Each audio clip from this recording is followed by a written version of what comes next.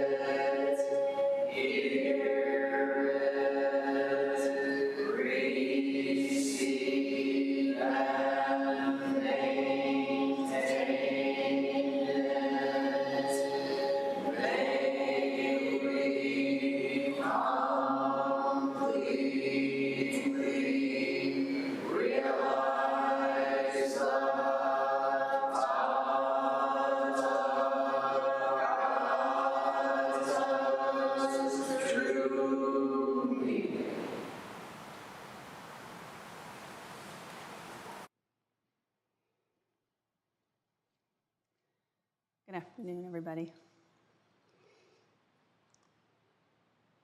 It's so beautiful out today. It's a beautiful day. I went for a walk at lunch, after lunch. I didn't feel quite ready to talk today. So I guess I leaned into our teacher's teachings to either take a nap or go for a walk. Take a nap to refresh, go for a walk to get your yayas out. And I was definitely a lot more on the yaya side. So it's not flippant, like I'm saying that like it's kind of funny, but it's actually not, right? Like you need a nap, you take a nap, you're tired, take a nap. You have the yayas, walk them out. I don't know if I did, like you'll have to decide about the yaya part, but I took a walk. And it was just so beautiful. I mean, I think February's sunshine is that weak light of February. Like February's out there just trying so hard with all of its capacities. It's muddy, it's icy. The weak sunlight, the trees are kind of glittery. There's snow in the mud. It's so perfect. There's trash in the ravine. You can see all the litter because all the foliage is gone. And I was thinking about how I used to struggle so much this time of year in February and March. All those same things, they just always looked so ugly to me. And today they're so perfect. So I was walking down the university trail towards the university. And then right around where that bridge is, you know, there's a vacant lot down there.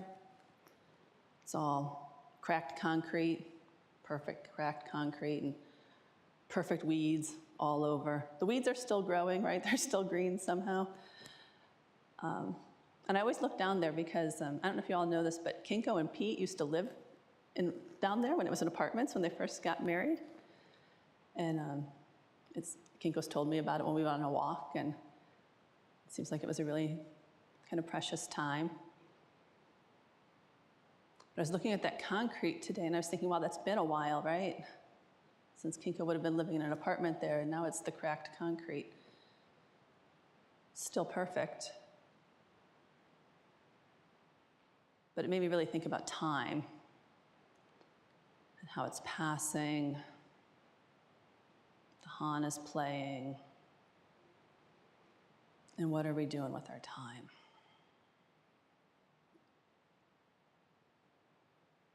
I mean, it's Zen, so we can say, we're gonna die. Like, it's really happening. We're all gonna die. And what are we doing with our time? It's precious and limited time.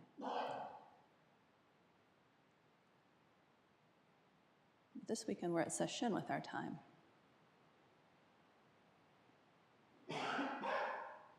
And we're sitting together, and we've carved out this time.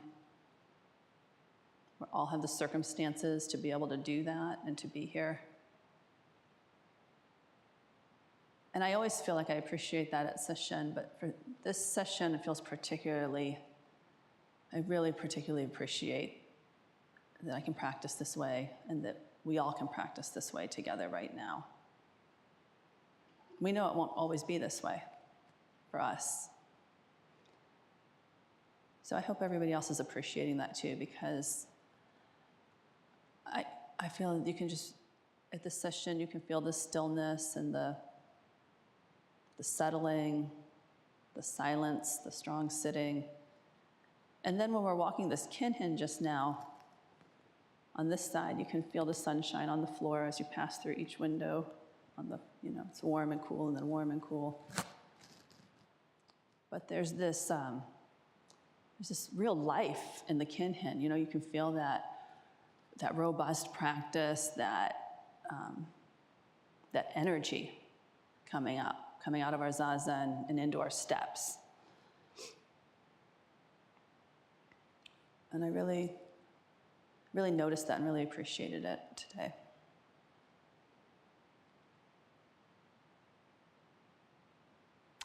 So today I want to talk about joyful effort, which I guess is what I just talked about. So maybe, no, got to keep talking. So here we're in the formal container of sesshin. We're practicing with joyful effort. And a few weeks ago, we had a Samu day at the temple. We have them every month. If you've never been, they're wonderful. They're one of my favorite days of the month. Lately, there's been over 20 people, all doing different Samu practices for the benefit of the Sangha. So there's the sewing is going on back there, and the kitchen is making the pasta and the cookies and the lunch for the day, and the buildings and grounds is fixing all the things that we broke for the past month. And the caretaking is getting the cushions all lint rolled up, and the floor is getting mopped, and the kids are making cards, and the administration is administrating, sometimes here, sometimes at home. Meetings are happening. It's just, you can just really feel that being brought to ourselves by ourselves on that day. It's really, really evident. And it's easy usually on that day to feel joyful effort. People, almost every time somebody will say to me, or I'll overhear them, it's so much easier to do things here. Like, I don't want to do the dishes at home. Like, doing the dishes here, not a problem, right? And so, why is that? Why is it so much easier here? I mean, why wouldn't it be? We're a bunch of bodhisattvas all reflecting that joyful effort onto each other and reflecting it back. But then, at this last Samu day, somebody said something different to me. They said, we were talking about joyful effort, and they pointed out that there's so many parts in their life or time, parts of their job, parts of their family life that are not fun. And where is the joyful effort when it is not fun? So, those really aren't the same thing, right? Joyful effort doesn't have to be fun. It's great when it is. Samu Day is pretty fun. You should come.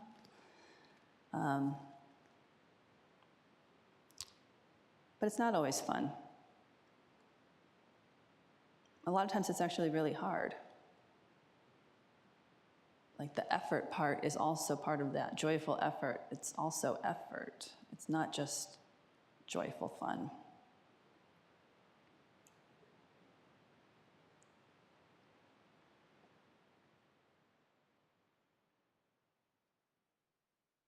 I think probably everybody knows joyful effort is one of the paramitas, right? We recite the paramitas every day in our daily liturgy. It's part of the invocation of the lineage. Generosity, moral discipline, patience, joyful effort, concentration, and wisdom. Those are the core six.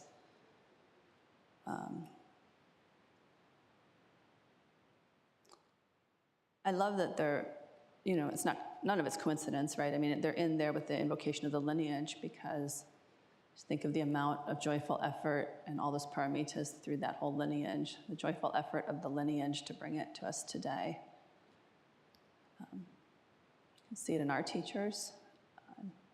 I spend a lot of time with them. It's a lot of effort to run the temple. They put in a lot of effort, and it is never complaining. Even when it is so hard, there's never complaining. It's not always fun, but it's never not joyful. Did I say that? It's never not joyful, yeah. So the precepts are our bodhisattva principles that we live by, right? If you are in the Lam class, a lot of us are, like all of book 2 is the paramitas. So we will be studying that more this year. And if you're not in the Lam class or you just want to review, you can find really good talks about this from our teachers on the podcast. If you search for paramitas, it comes up as understanding the daily liturgy.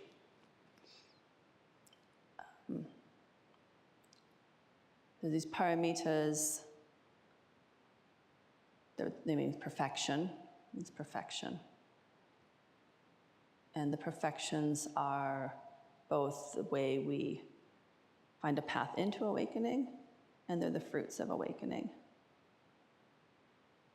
So there's the perfection.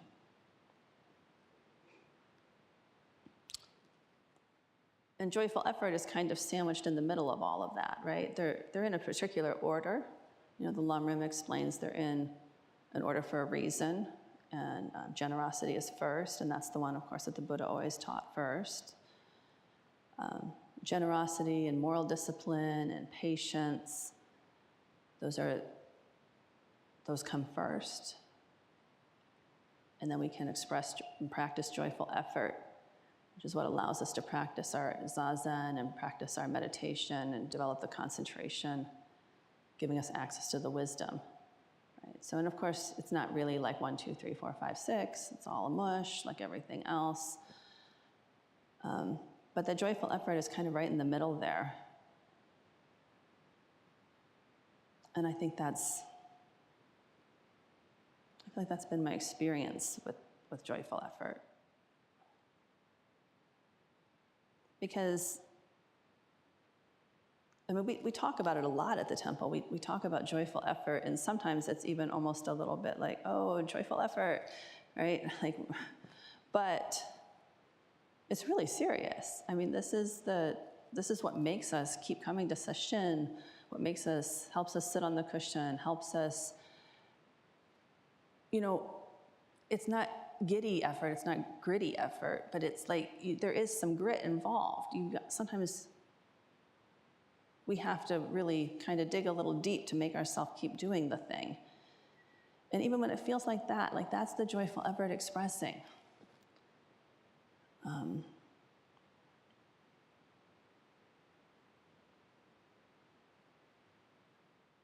it gives you more energy to keep practicing. I'm thinking about how often, at open sozans, at least one of us will say, oh, I really didn't want to come this month. I had all these circumstances, right? But you summon that strength and you come anyways, and then, well, who knows what happens, but something happens.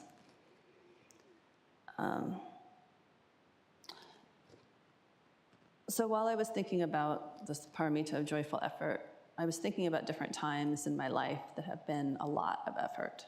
And there have been, every dang day, really, right? It's a lot of effort. But I know, when you think about your life, you can definitely think about years or months or decades or whatever that were just all different kinds of effort, like a slogging effort or a exhausting effort. The first thing that came to my mind when I thought of effort in my life was, oh my gosh, grad school. So much effort, not joyful, for a lot of reasons. And actually, you can be putting in good effort to something, but it's not at the right time. So it's like right effort at the wrong time. My grad school was wrong effort at the wrong time, all wrong. And I know that because joyful effort is energizing at some level. It's sustaining. It's this, you get that bodhisattvic energy from it. But when I was in grad school, putting in all this slogging effort, it felt icky.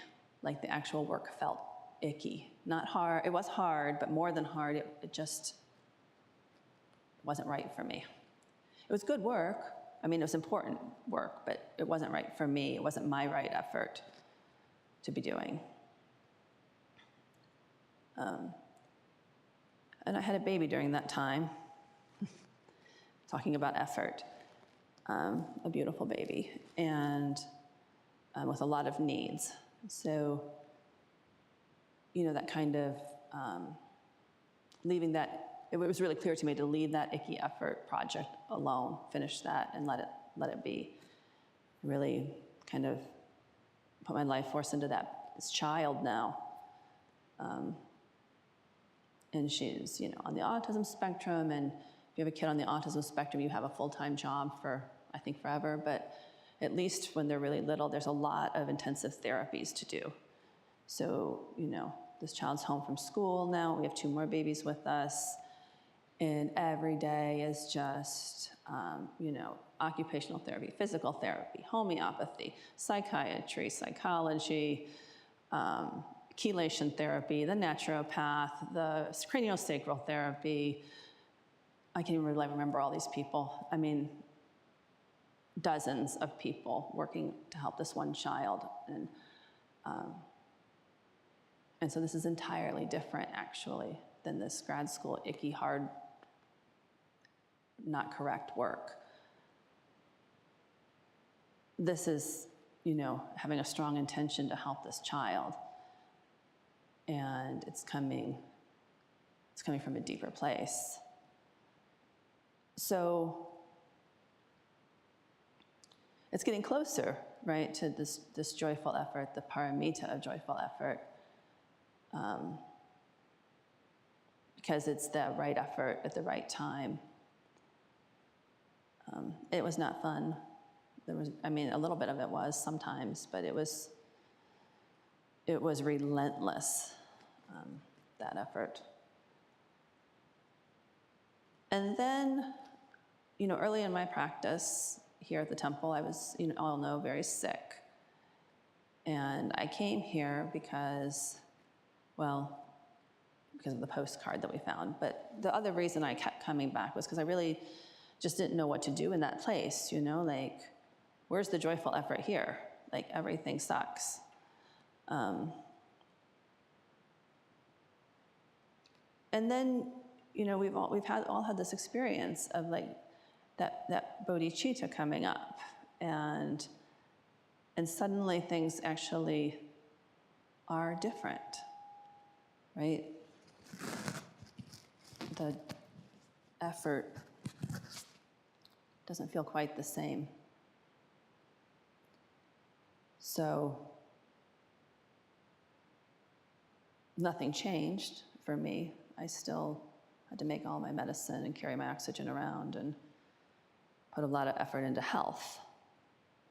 But actually, everything about it changed, because now it's coming from that place of bodhicitta, for the sake of all beings. And even at that level of fatigue where you can't actually hold yourself up,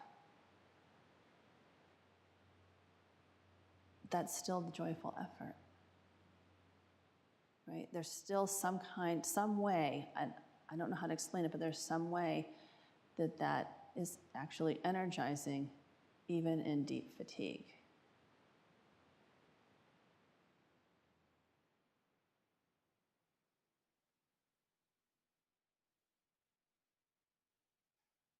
So the paramita, it doesn't depend on the circumstances. It doesn't depend on anything external. There's nothing outside of it, even death.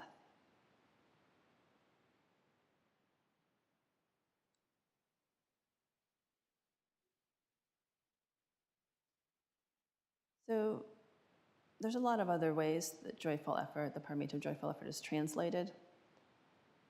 And I thought it was interesting and beneficial to think about them as sort of different flavors of the same idea, right? So we usually say joyful effort at the temple. But if you look in the Pali Canon, it's almost always diligence, which has a different tone. Energy, effort, zest, and the Lam-Rim calls it joyous perseverance. But I was kind of caught by this diligence, especially maybe in the context of sesshin, where we're really practicing diligently.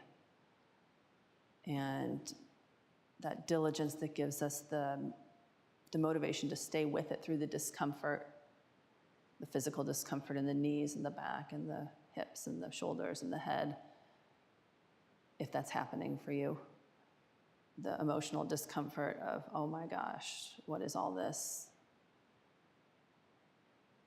The social discomfort for some of us.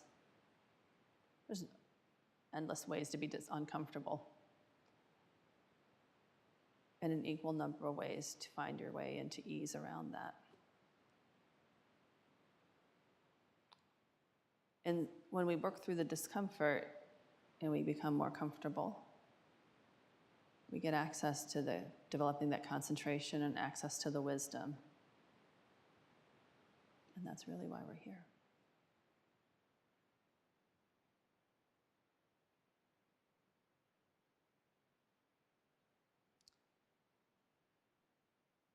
To reiterate, and it's just a reiteration of the same thing, but joyful effort is so important that, in the Pali Canon, it's one of the two factors of awakening, joyful effort and equanimity. And so we do want to pay attention to it. And joyful effort is actually this discomfort that we're talking about. Overcoming the discomfort is how we also abandon those hindrances, which just kind of circle around unless we are actually noticing them and abandoning them actively. And the hindrances themselves then actually impede our ability to cultivate joyful effort. So you have your sense desires and your sloth and your doubt coming up.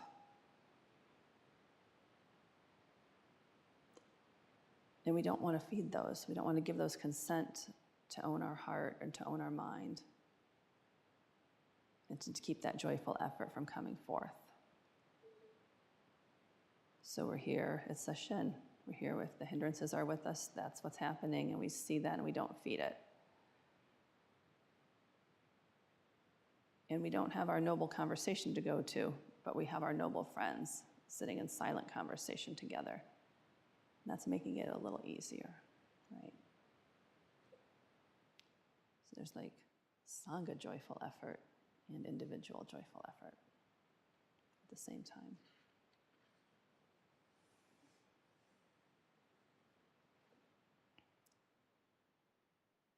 So in sesshin, we're all slowed down. We don't have to make all these decisions throughout the day. We're leaning into the schedule. And it's easier to notice the hindrance or the joyful effort and sort of the balance of those two, what's going on. You think about the different parts of our day. We have samu, rest, oryoki, dokusan, zazen, listening to this talk, giving this talk. And you can feel, I can feel in my day anyways, that some parts lean into a little more hindrance and some parts lean a little more into joyful effort feelings. It's easier to feel one or the other. Sometimes there's a little bit of feeling of kind of gutting it out, like I'm not really wanting to necessarily eat oryoki right now, but we just lean into that. And when we relax into it, you can feel that joyful effort kind of bubbling a little, right? And sometimes you just actually get to where it's actually just joyful, effortless effort. Just oryoki. It's just sitting. It's just kinhin.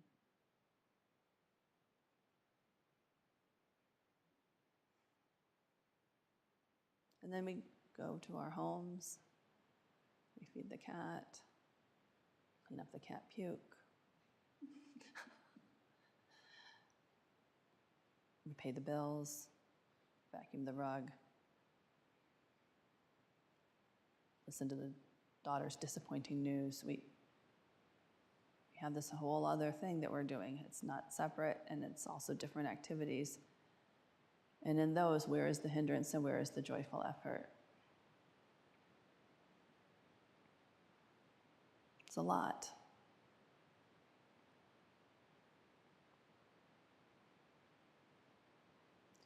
And sometimes I think joyful effort feels it can feel like a little bit of pressure. Like, where's my joyful effort in this? And we can really push ourselves into it, and kind of maybe overextend a little bit, right? Like, oh, I'm gonna joyful effort up, here we go. I mean, and obviously that's totally not it. And obviously we all sometimes do that. I know Rinse Roshi's been talking a lot about the 70%. Has everybody heard the 70%? No? Okay. So his teaching on this is that we really only want to be giving 70% to anything and holding that 30% back in your longevity and in your reserves.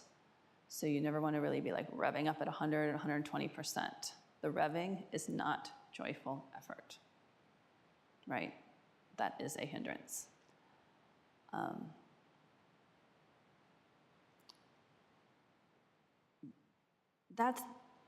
I think this is just so important. It's so important that we aren't overextending ourselves in any part, not in temple, not at home, not overextending.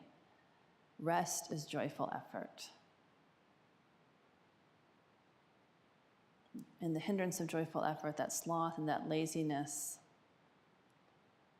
we tend to think of that as sleepy and lethargic and I'm not doing anything. But this overextending and this busyness and this, I gotta do everything, is also kind of in that laziness category, actually. It's avoiding, right? So it's just important that we aren't doing that.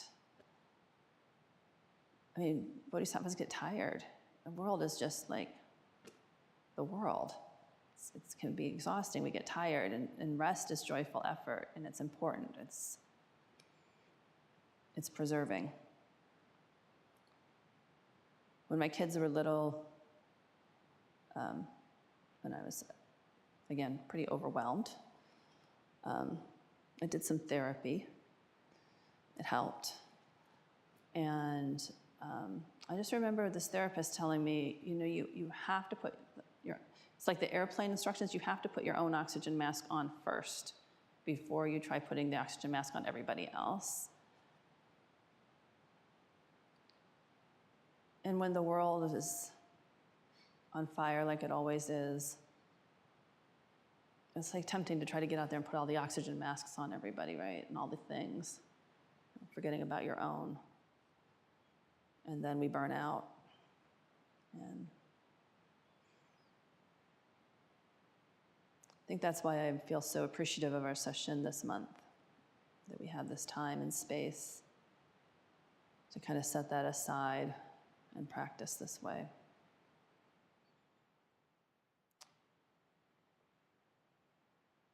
You know, there's like this little list of things that that will help with joyful effort and taking care of yourself and putting that oxygen mask on. It's the list we all know, like eat the healthy food, even the vegetables. I have a hard time with the vegetables. Like, it's not fun, but it's joyful effort because I know they're good for my body. I also have a hard time with the exercise part. There's this meme. I don't know if anyone's seen it. It's an eagle. He looks really mad. He's in the wind. He's walking on the beach. Have you seen this? And it says, I'm going on my stupid little walk for my stupid mental health. That helps me. You know, taking care of our emotions, taking care of our meditation practice. These are ways of expressing joyful effort so that we can be the bodhisattvas we want to be in the world. Welcoming our karma with patience and generosity to ourselves and everyone around us. So joyful effort is kind of it's a nice gauge too, right? It's a good checking question, kind of. Like, what's in my life right now? What am I doing in my life? What am I doing with my time? Do I feel joyful effort? Because it's a feeling. Like when it's really joyful effort, like it doesn't feel like I'm doing joyful effort now. This is fun. It's our very being. It's just our being expressing fully joyful effort.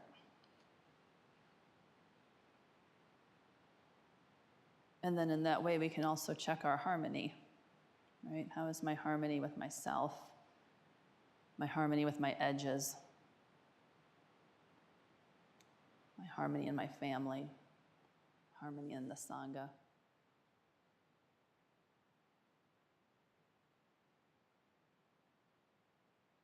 Because joyful effort and harmony are not perfection in that way. But we know harmony when we feel it, and we know that kind of joyful effort in harmony when we feel it.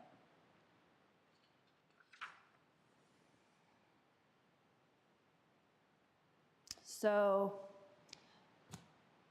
sometimes it feels impossible. We have a lot of practice opportunities in our lives. Tsongkhapa, the Lamrim text, basically recommends that even if you can't do it, strive to do it. Set the intention to do it. Set the intention to bring forth this joyful effort. And you know, I think one of the other things I really appreciate about it is how contagious joyful effort is, right? That's why it's easier here. We're sitting together, we're cooking together, we're sewing together. It's a little contagious that way. You see it reflected back and you feel it in the other person.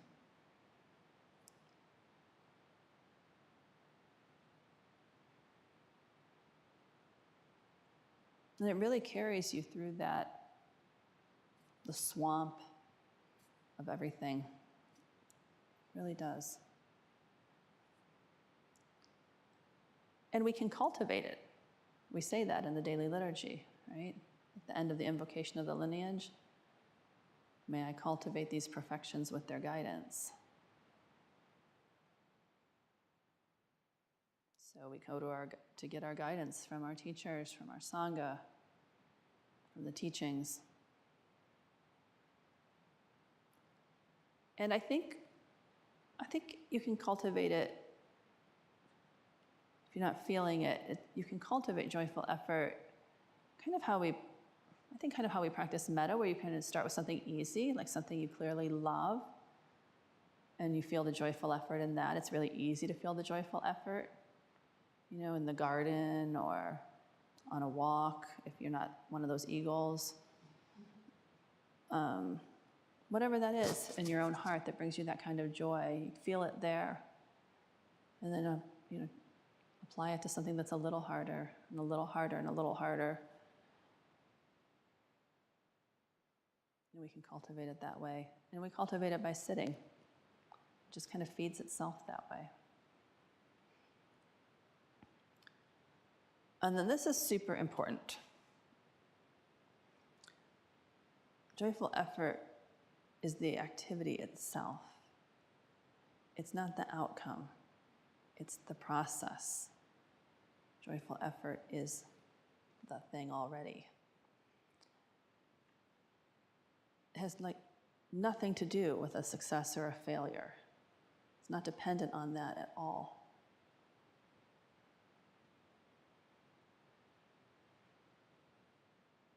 I wish Shokai was here because I'm about to quote Shanti Deva. Maybe she's watching. Shanti Deva says, one should be addicted to joyful effort. One should be absolutely insatiable, like a lover obsessed with the beloved. Joyful effort is sweeter than any sensual pleasure, so bodhisattvas should be constant in their exercise of it. They should plunge into it immediately and repeatedly, the way an elephant plunges into a cool stream on a blazing hot day. The joyful effort of the elephant is just the elephant jumping into the stream. We don't do joyful effort. It's fueled by our vow. And it comes through just as soon as we surrender and get out of the way. We don't need to change the circumstances. We don't need to change anything. Surrender and get out of the way of it.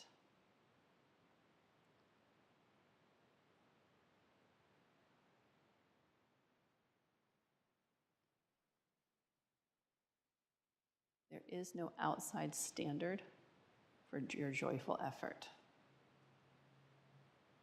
There's no mark that this is an adequate amount of joyful effort. There's no minimum and there's no maximum.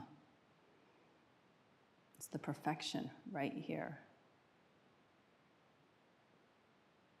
The cracks in the cement, the weeds growing up through.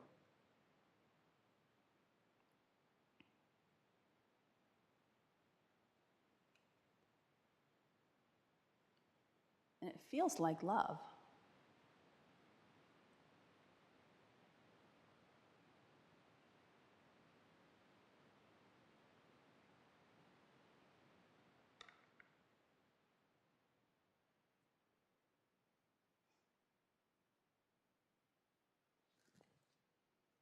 May our every action then be an expression of joyful effort in the broadest and fullest sense of that.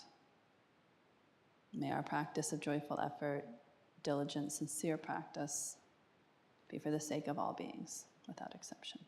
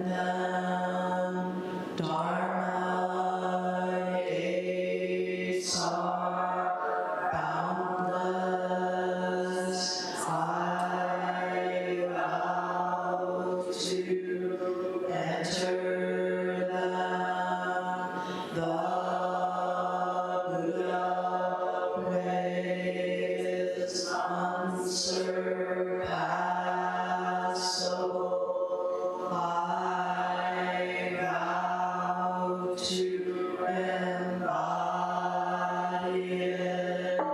Beings are numberless. I vow to free them. Delusions are inexhaustible.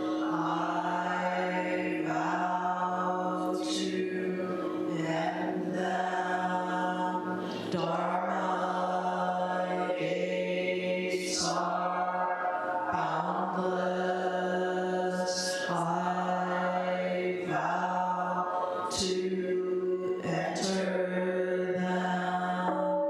The Buddha way is unsurpassable. I vow to embody it.